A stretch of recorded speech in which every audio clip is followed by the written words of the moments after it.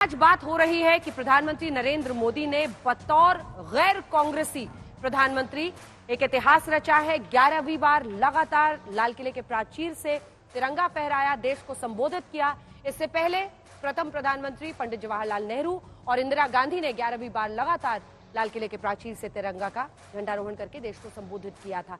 आज देश गर्व महसूस कर रहा है। भारत एक बड़ी ताकत की तरह एक पूरे विश्व में धमक बना रहा है।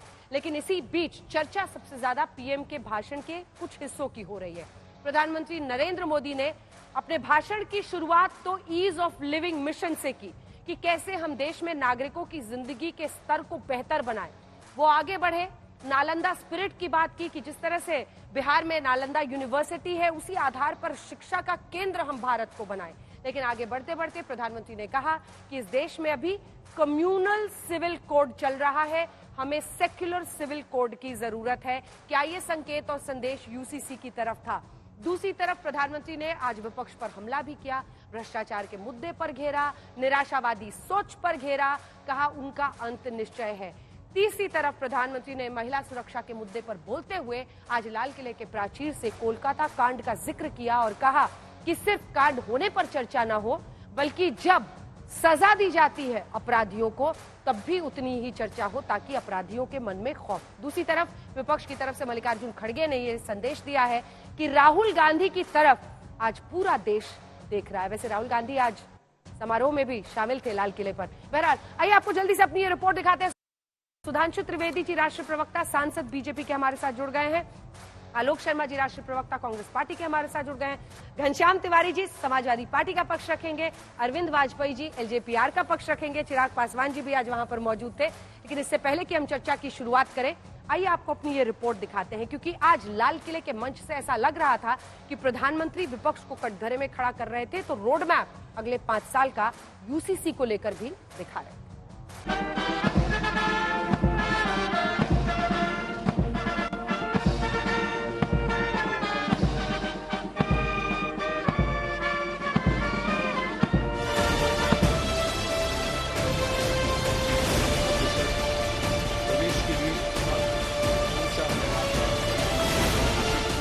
लगातार 11वीं बार लाल किले के प्राचीर से देश को संबोधित कर रहे थे प्रधानमंत्री नरेंद्र मोदी। स्वाधीनता दिवस पर 98 मिनट के अब तक के अपने सबसे लंबे भाषण में पीएम मोदी ने 2047 तक देश को विकसित बनाने का विजन पेश किया और साथ ही नीति और नियत के आधार पर विपक्ष को कटघरे में खड़ा कर दिया।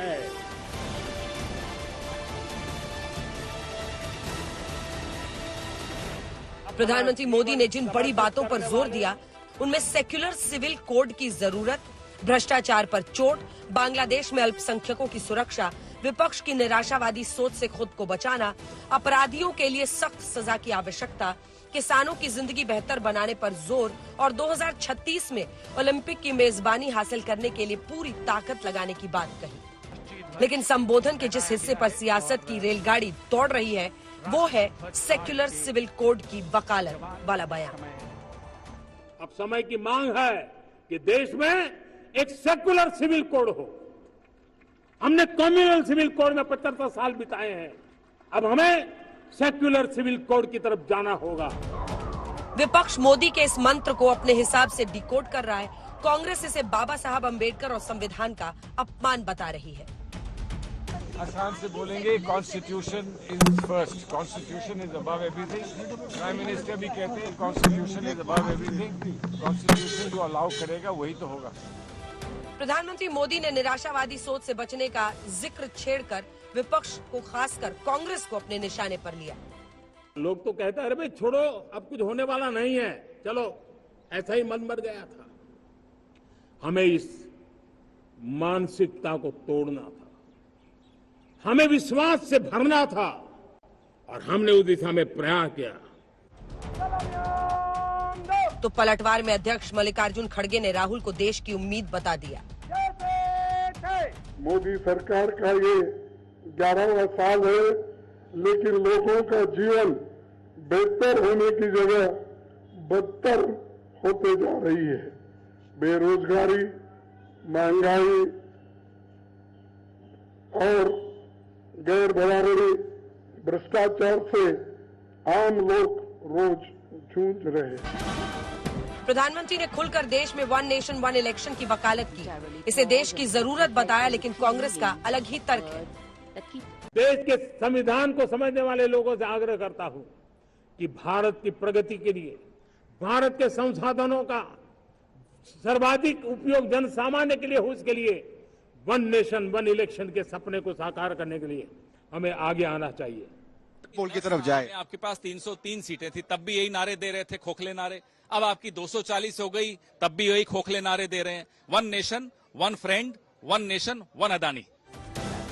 पीएम मोदी ने कोलकाता रेप और हत्याकांड पर भी बयान देते हुए कहा कि अपराधियों के मन में खौफ पैदा करना जरूरी है। वहीं उधर लाल किले में पीएम के संबोधन के दौरान वीआईपी दीर्घा की 5वीं कतार में लोकसभा में नेता प्रतिपक्ष राहुल गांधी की सीट को लेकर भी विवाद शुरू हो चुका है। लेकिन इससे राहुल गांधी को कोई फर्क नहीं पड़ता है।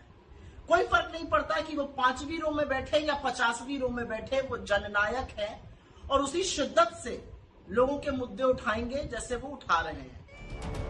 हालांकि सीटों की व्यवस्था देखने वाले रक्षा मंत्रालय ने सफाई में कहा है कि आगे की कतार में ओलंपिक मेडल विजेता बैठे थे, लिहाजा राहुल की सीट पीछे की गई। मतलब ये हुआ कि पीएम मोदी के संबोधन पर विपक्ष की आपत्ति से शुरू हुआ विवाद राहुल गांधी की सीट तक आ पहुंचा है। मोदी 3.0 का सफर अभी लंबा है और ये भी तय है कि आगे घमासान और तेज होगा। आज तक ब्यूरो।